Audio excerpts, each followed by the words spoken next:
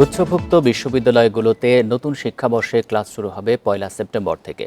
আর প্রথম বর্ষের তৃতীয় পর্যায়ে ভর্তি কার্যক্রম চলবে 19 ও 20 আগস্ট। সংবাদ বিজ্ঞপ্তিতে এই তথ্য জানা গেছে।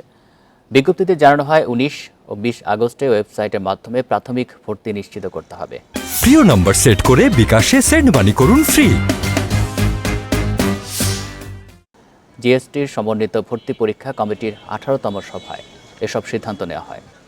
এ সময় বৈষম্য বিরোধী ছাত্র আন্দোলনে নিহতদের প্রতি শ্রদ্ধা জানানো হয়। একই সাথে তাদের শোক সন্তপ্ত পরিবারের প্রতি গভীর সমবেদনা জানানো হয়।